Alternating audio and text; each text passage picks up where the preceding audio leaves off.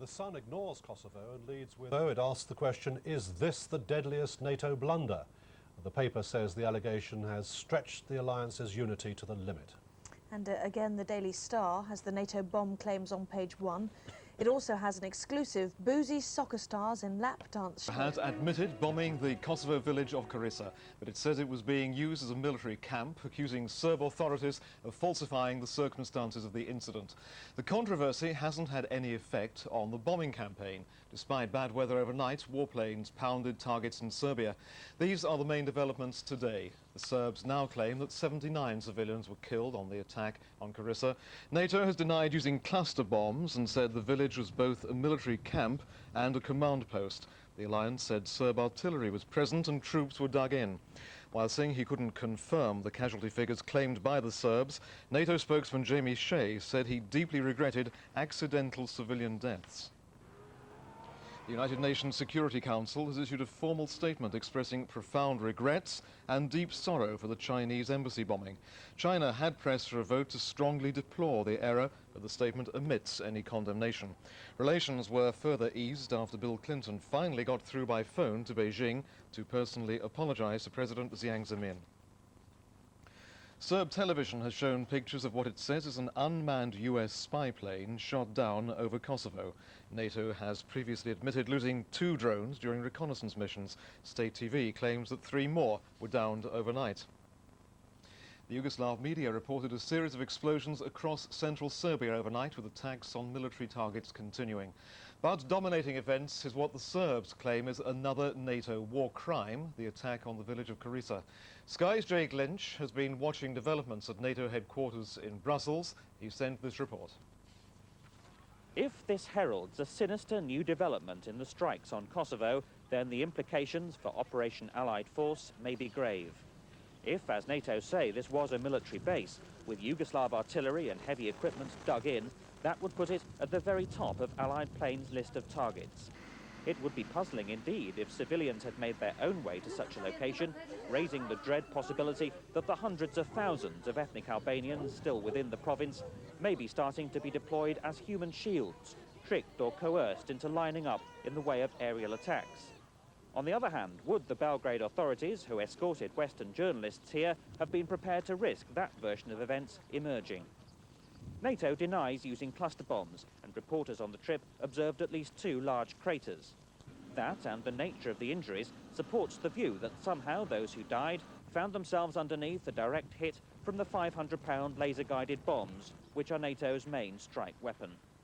Did not look like cluster bombs to me at all. Well, I think you've seen some imagery, some post-strike imagery of some of the things we've shown and some of the film, and a cluster bomb is in a pattern, almost a rectangular pattern, with several smaller holes, pockmarks in the ground, and generally speaking, you can see some kind of scarring from that. The NATO statement says Allied planes observed dug-in military positions before executing the attack, but it doesn't say how long before. If the answer is immediately before the bombs were dropped, it raises a familiar question. Why were civilians and their vehicles not correctly identified, and this particular sortie called off? If it was hours before, it raises another.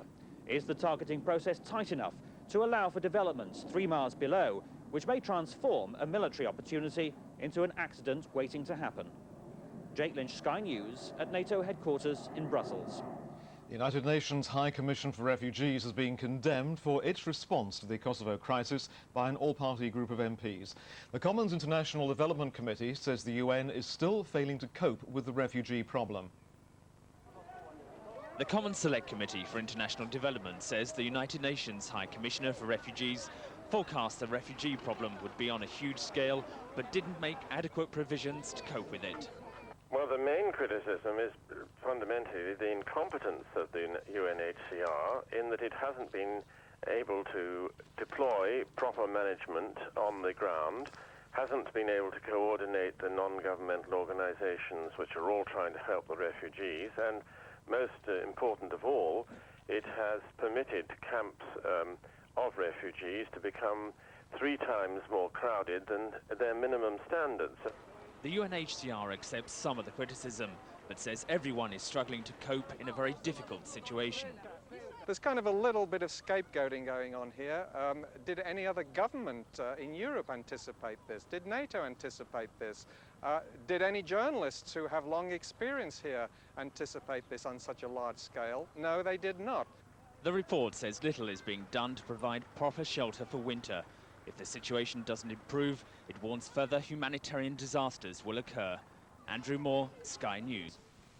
Yes, but I think that those buildings are on the outskirts of the village themselves. I mean, I can't be certain about this because, as we were constantly reminded in the brief, we're not there. But I think that those buildings are not right in the heart of the village. And now, as I understand it, and I'm not a total expert on this, but the imagery that they would have been using would either have been infrared or more likely a night intensifier, night vision equipment, which they have in the F-16, which looks down and magnifies. Now, this wouldn't give them a very detailed image, so he was looking for shapes rather than specific people. He wouldn't be able to have seen that. So what he'd have done, he'd have compared the shapes with what he was meant to find. They compared well, so he knew he was in the right place. They had firm indications that there were these artillery, the command posts and so on, and they hit it. Now we're waiting to see the more detail. Mark, of course, we're only really speculating, trying to read between the lines of what the General and Peter Daniel was both saying. But he emphasized that they'd seen silhouettes of the vehicles on the ground, and they couldn't see at that time of night any body heat of any kind, so they wouldn't know.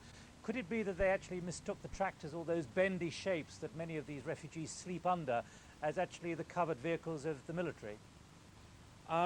Well, as you say, we're speculating. My guess would be no, because the emphasis they're constantly putting on the revetted positions, the dug-in positions. But you're certainly right that at the height they were flying, using the equipment they were using, they wouldn't have been able to see body heat. It just wouldn't work at the heights they're flying at. And even if they had, whose bodies? I mean, they knew that this was a Serb camp. And I think that was why there were then the questions about how did they know, and why in the end Peter Daniel, the NATO spokesman, made the point that why were those people there and who was responsible for putting them there, knowing it was a military position, which again raises this implication of human shield, although NATO is always very cautious on this because they can't absolutely prove it. Mark Croatia was a legitimate military target. It was a target, a military target, which had been used since the beginning of the conflict over there, and we have all sources used to identify this target and also to make sure that this target was still a valid target when it was attacked. These pictures being beamed around the world will provide NATO with another credibility problem, although the question of how so many civilians came to be there is yet to be answered. An official response to last week's bombing of the embassy has been agreed by China and the United Nations. At the headquarters in New York, a minute's silence was held in respect for those who lost life and for the injured. The statement expressed profound regret and deep sorrow for the loss. But in spite of this latest tragedy, NATO is determined to go on, with more support from the UK. 12 tornadoes from Germany will go to Corsica, and more than 2,000 British troops will be put on standby. Together with the gunners and engineers, this comes to nearly 2,300 additional people. Can I make it clear that no decision has yet been made to deploy those forces in theatre? It is prudent planning for the successful end of the air campaign. But the events of the last 24 hours have raised more questions for NATO, for which answers have yet to be found. Virginia Eastman, BBC News. Oggi in Jugoslavia si è chiuso ufficialmente l'anno scolastico. Scrutini sulla base del rendimento di 2 mesi fa. Per chi ha contato nello studio intensivo di fine anno, la guerra porterà come danno collaterale la bocciatura. Sprazzi di normalità quasi paradossali, mentre sta per compiersi il secondo mese di guerra. Belgrado esibisce la sua apparente indifferenza fra i bombardamenti della NATO e quelli della propaganda. Questo che vedete sembra il modellino di un aliante ed è invece un sofisticato e costoso aereo spia abbattuto dalla contraerea serba. Le televisioni ce lo ripropongono a ripetizione assieme ai morti di Korisha. I giornali ufficiali parlano di una colonna di albanesi che da Korisha stavano rientrando alle loro case, abbandonate per sfuggire al terrore dell'UCK, sì, della guerriglia albanese. Il terrore dell'UCK e le stragi della NATO. La propaganda è solitamente stupida, ma l'effetto di quei morti resta. Intanto a Belgrado ed in Serbia sono in molti a parlare di vittoria o almeno di sconfitta della NATO, non soltanto sui giornali di regime. Guerra troppo lunga, nessun risultato militare apprezzabile e sempre maggiori disagi fra America ed Europa, dice Belgrado. Frutto della propaganda anche questo, probabilmente, ma con qualche verità nel mezzo. Tempi imprevedibilmente lunghi sia per la soluzione militare sia per quella politica, ferma ora fra le steppe della diplomazia russa. Sembra quasi che la montagna si apra per la violenza delle esplosioni. I bombardamenti della NATO sono vicinissimi e il nervosismo dell'esercito serbo appena al di là della frontiera è palpabile. Ogni tanto si sentono degli spari e al confine albanesi si sono intensificate le misure di sicurezza e i controlli sui cronisti che arrivano da tutto il mondo. Dopo i giorni del grande esodo, quella al confine di Morini è una calma strana e spesso interrotta. Ogni tanto arriva un piccolo gruppo di profughi, stremati, spesso feriti. Quest'uomo è stato colpito a un occhio da una scheggia un mese fa, quando anche nel suo villaggio è stata compiuta la pulizia etnica. Da allora hanno vagato per il Kosovo. È anche passato un gruppo di 15 uomini, picchiati e bastonati prima di farli passare. A Kukës i profughi non cessano di pensare al Kosovo. Spendono molto per acquistare le cassette dei loro cantanti, ci dicono al mercato che si è adattato alle nuove esigenze. La musica allevia il dolore della lontananza. Tutte sulla stessa soglia, ma da strade molto diverse. In Macedonia, ai margini del villaggio di Raduša, succede anche questo. Profughi di due guerre sopravvivono fianco a fianco, dividono le stesse baracche e lo stesso pane, solo che alcuni sono qui da 7 anni, altri solo da un mese. A Raduša sono rimasti 158 bosniaci dei 700 che erano, gli altri sono riusciti a tornare, se non a casa, almeno in Bosnia. Loro no, perché non hanno nessuno che garantisca loro un tetto. Ho perso una gamba, i miei 2 figli sono morti in guerra, ci ha raccontato questa donna, e ora, dopo 7 anni, non posso nemmeno tornare a morire in Bosnia. Da Srebrenica a Prizren, dalla Bosnia al Kosovo, destini comuni di sofferenza che si incrociano, si legano in questo piccolo campo alle pendici dei Monti Shara. Appena siamo arrivati non parlavano molto con noi, ci hanno offerto da mangiare e da bere, tutto quello che avevano. A raccontare è Bejet Ramani, kosovaro di Prizren. La convivenza sembra funzionare. Nel campo c'è un consiglio bosniaco ed uno per i 350 albanesi, ma si consultano per le decisioni più importanti. Ahmet Agiai insegnava all'Università di Pristina. Smail Asanovic faceva il manovale a Srebrenica. Viviamo qui in 10 come una sola famiglia, dice Ahmet, forse perché abbiamo avuto lo stesso destino. Certo, vedere loro ogni tanto ci demoralizza, ma sono sicuro che non rimarremo qui a lungo. Siamo come padre e figlio, fa eco Smail. I nostri figli giocano insieme. Molti tra i bambini bosniaci, però, sono nati a Raduša. This conflict's roll call of tragedy. But once again, these images of the aftermath of an air raid in which NATO dropped 10 bombs under cover of darkness raise as many questions as they answer. The Serbs say this wreckage is what remains of a refugee convoy in which 79 people died. NATO says its planes were attacking a command post and a group of military vehicles, legitimate targets. It is not quite saying directly that the dead and the injured were being used by the Serb military as human shields, but the implication, and thus the charge that the Serbs are responsible for this innocent suffering, could hardly be clearer. If there were civilians in this particular location identified as a military target, they were brought there by someone. And why aren't those people sleeping in their homes where they should be, where we would never harm them, because we would know that's where they were? And it is not just the propaganda war that goes on. These explosions just inside Kosovo, filmed from the Albanian side of the border, show the scale of NATO's air operations. The alliance's losses so far, like the crash of this pilotless observation drone, have been light. But today brought news that more aircraft, including RAF Tornadoes, are being committed to the campaign, which continues to intensify. Kevin Connolly, BBC News. The Penza area, this is the MUP headquarters compound revetted area. That was the area that Mr. Bacon talked about a minute ago. You can see the actual burning of that building here. This is a forward air controller. You can see the revetments here. They spring on over here. This building's already been struck twice. It's burning here. In this area, you can see some of the burning. You can see the Mark 82s hit here, here, and here. And so we probably took out some of the revetments as well. And that's what the area looked like from the air.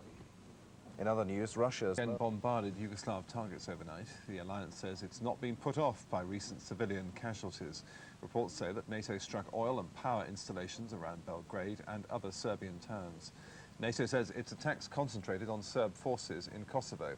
It said aircraft struck 6 tanks and armoured vehicles. Some missions had to be cancelled because of bad weather. In the United States, a Pentagon spokesman said the air raids were being intensified despite the deaths of ethnic Albanian refugees in a raid on the Kosovo village of Korisha early on Friday. The Yugoslav authorities have moved to cut the border between the Yugoslav Republic of Montenegro and Albania. NATO planes took off from Aviano for another night of heavy bombing. Attacks focused on Serb forces in southern Kosovo, hitting tanks, artillery and military storage. NATO's Supreme Commander, visiting American troops in Albania, says the alliance will step up its airstrikes despite the danger that civilians may be used as human shields. We know there's a threat of human shields all the way through Kosovo. However, we also have a great deal of confidence in our targeting process. We're continually revising and strengthening the targeting process, and we intend to intensify the air campaign and take it even more effectively to the forces on the ground.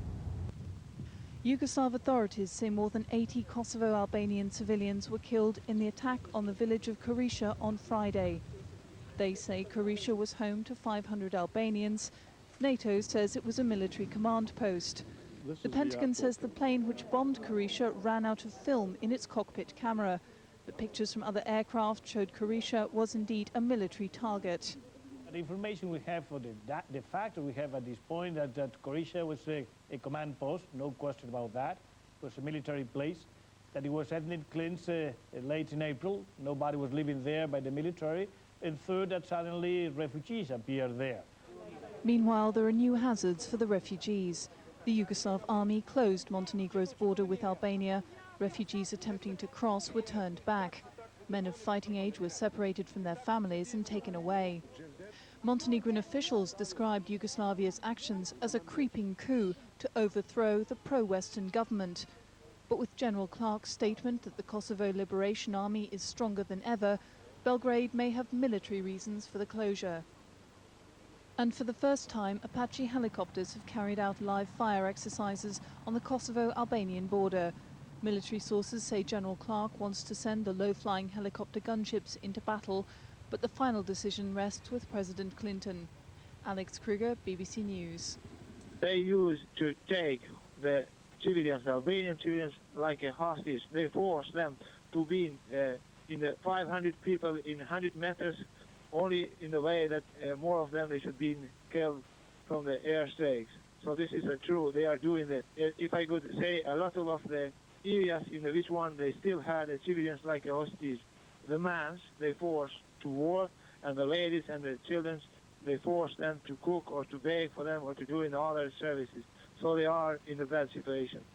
Are you able to tell us with any accuracy the numbers you believe of Kosovo Albanians who are being held in this way? I could say that in the hands of Serbian people now there are more of 20,000 Albanian people, which one they are used like a hostage.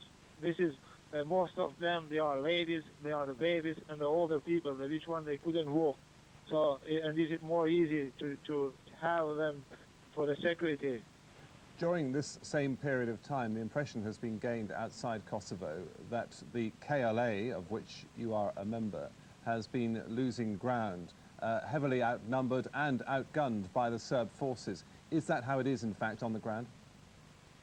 The situation in now it's going better for the KLA. From the air attacks from the air, the Serbians they lost the possibility to attack even more and to have this power attack. So in these days, is it more possibility for KLA to reorganize themselves and to do them our work in the turns? Well, with me now in the studio is the BBC's Balkans correspondent. Well, their first triumph, if you like, was simply to survive these past 4 or 5 weeks or so. They are sounding now increasingly confident. They managed to take a little bit of territory just inside Kosovo in the west, where the commander we were just hearing from has his units. They are now telling me they have opened a corridor deep inside Kosovo. They are claiming that they are able to get vehicles along that corridor into areas like Drenica, which have been cut off for the entire length of the NATO campaign. Now, they do say that this corridor is closed intermittently. I think it's slightly precarious, but the fact that they're talking in this way, and in fact the whole body language that I'm hearing from them now, they are sounding increasingly confident about their ability to take on the Serbs. So what percentage of Kosovo, from what you can glean, is under their control? Well, we simply don't know, but they've been hanging on in areas like Drenica. They've got this command in the west. They're in quite a strong position along the border. We don't know how effective they are in fighting the Serbs, but clearly the Serbs are increasingly pinned down by NATO's action. That can only help the KLA. And certainly Western intelligence officers that I've spoken to are quite impressed by the way the Kosovo Liberation Army has been able to keep its command and control together. It's kept its units intact. And I think that if the Serbs are withdrawing or they're not able to move, the KLA is in a position to take advantage of that. Paul Wood, we'll leave it there. Thanks very much indeed. To reunite families is ongoing. It's thought at least 500 children there and in Macedonia have been separated from their parents. For this 73-year-old woman, though, that nightmare ended with the help of the Red Cross. She and her grandson were reunited with her daughter and family in Tirana. Mrs. Bakoshi has been fortunate, but for many of her countrymen in Croatia, there are major concerns. It increasingly appears likely, however, that the citizens were being used, civilians were being used as human shields by Milosevic. We're aware of continued reports that, according to survivors, the civilians were ordered by Serb police to return to the village from the hills where they'd been hiding for several weeks. For some refugees, conditions have improved. This camp in Kukës, run by the United Arab Emirates, is the best that life can offer. There are roughly 100,000 displaced people in this area, which normally is home to 20,000. Most of the camp's population are women and children. For many families, the whereabouts of the men may never be known. Virginia Eastman, BBC News. Okay. Una delle nostre unità ha visto su degli scogli un gruppo di persone, riteneva che fosse un nuovo punto di partenza di clandestini, si è avvicinata, in realtà ha visto questo scenario piuttosto preoccupante, quindi persone in mare, ed è iniziato immediatamente un'attività di soccorso. E questi viaggi non si fermano. I profughi pagano sino a 1.500 marchi a persona, 1.500.000 lire, per queste corse della disperazione organizzate dagli scafisti senza scrupoli che poi, se accade un incidente come in questo caso, cercano subito di mettersi in salvo e di scappare, lasciando i feriti in mare, anche se sono donne e bambini. A pagare sono sempre loro, i profughi kosovari. Giovanni, aggiungere cosa si sta facendo per i feriti? Ecco, innanzitutto una cosa da dire è la fine del servizio di Santo della Volpe. Sicuramente i profughi, tutti donne e bambine, erano kosovari. Da fonti albanesi, noi abbiamo appena parlato con Zene Peluca, una giornalista di Valona che ha parlato con i sopravvissuti agli incidenti, dice che i morti sarebbero molti di più, cioè non sarebbero soltanto la donna e i 2 bambini, ma ci sarebbero 15, forse 18 morti, tra quelli dispersi, tra quelli di cui ancora non si sa nulla. Evidentemente questa è una notizia tutta da verificare. Sicuramente i 2 scafisti che hanno portato alla morte i profughi sono scappati, li stanno ancora cercando, ma ci sono scarsissime possibilità di prenderle, e continuano ancora in mare le ricerche dei dispersi, perché si teme appunto che il bilancio finale della tragedia possa essere molto superiore dai primi dati. Angeli, la lunga marcia per la pace, questa è un'edizione straordinaria organizzata proprio per chiedere il cessate il fuoco nei Balcani. È iniziata questa mattina alle 9 da Perugia, stanno ancora sfilando, tutti i partecipanti stanno andando verso la Rocca di Assisi. Noi siamo qui ai piedi della Basilica di Assisi a Santa Maria degli Angeli. Gli organizzatori, e sono tante associazioni per la pace, sono la Tavola per la Pace, il coordinamento degli enti locali per la pace, insomma ACLI, Arci, Lega Ambiente, Pax Christi, Agesci, ma sono tante altre, è una lunghissima lista di organizzazioni cattoliche, di sinistra, di tutti i tipi, volontariato, i frati francescani, insomma per questa edizione straordinaria per chiedere la pace nei Balcani. Ci sono stati anche, sono presenti anche alcuni politici, hanno aderito alle segreterie di CGIL e Cisle-Will. Qui questa mattina vi erano fra coloro che hanno sfilato il segretario della CGIL Cofferati, il segretario di Fondazione Comunista Bertinotti, il leader dei Verdi Manconi e molti altri rappresentanti dei DS della sinistra. Ecco, il corteo, ti ripeto, sta ancora sfilando, la richiesta è si restituisca il ruolo all'ONU, si torni alla politica, basta con le bombe. Ora vi propongo alcune interviste che sono state raccolte questa mattina lungo il corteo dal collega Roberto Scardova. Zajovic è una donna in nero di Belgrado. Sì. Qual è la posizione delle donne a Belgrado su questa? L'opposizione non violenta alla guerra come finora, noi siamo coerenti e conseguenti in questo senso. Cosa pensate delle bombe della NATO? Siamo certo contro, sempre siamo stati contro ogni tipo di militarismo protagonizzato da qualsiasi parte. Però la pulizia etnica in Kosovo... Siamo contro la polizia etnica di Kosovo, tra l'altro perché siamo contro ogni tipo di violenza. Esiste una società civile in Jugoslavia contro la guerra? Sì, Riesce a organizzarsi?